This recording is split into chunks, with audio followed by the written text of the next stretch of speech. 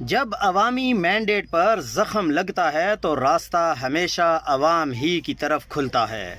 عمران خان اور P T I نے 2022 میں بھی اسی اصول کو اپنایا تھا۔ حکومت گرنے کے آثار نمایاں ہوئے تو عمران خان نے پورے ملک میں جلسوں کا سلسلہ شروع کیا، عوام کے سامنے اپنا مقدمہ رکھا اور پھر وہ بیانیہ تشکیل پایا جو آج تک کسی سیاسی قوت کے بس میں نہیں آیا کہ اسے توڑ سکے۔ اس بیانیے کا واحد جواب آج بھی وہی پرانا ہتھیار ہے، ڈنڈا، گرفتاری، دباؤ۔ مگر حیرت انگیز بات یہ ہے کہ عوام اب بھی اپنی جگہ سے ایک انچ پیچھے نہیں ہٹ رہے۔ دوسری جانب سہیل آفریدی کی آمد کے بعد بھی وہی سچ بار بار گونج رہا ہے، سیاست کی اصل قوت عوام ہے اور اصل فیصلہ بھی عوام ہی کریں گے۔ وہ بھی اسی رگ پر ہاتھ رکھ رہے ہیں، عوام کے پاس واپس جاؤ، ان سے طاقت لو اور انہیں طاقت دو۔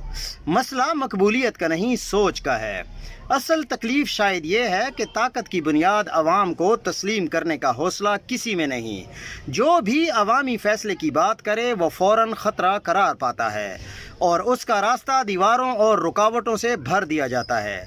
مگر حقیقت یہ ہے کہ آج کے سیاسی ماحول میں جو قوت سب سے بڑا مقدمہ لڑ رہی ہے وہ عوام ہی ہے اور وہ اپنا مقدمہ جیتنے کے لیے ڈٹ کر کھڑے ہیں۔ طاقت اگر کہیں ہے تو عوام کے پاس ہے، سیاست میں بقا بھی انہی کے فیصلے سے ہے اور کل کا راستہ بھی انہی کی مرضی سے طے ہوگا۔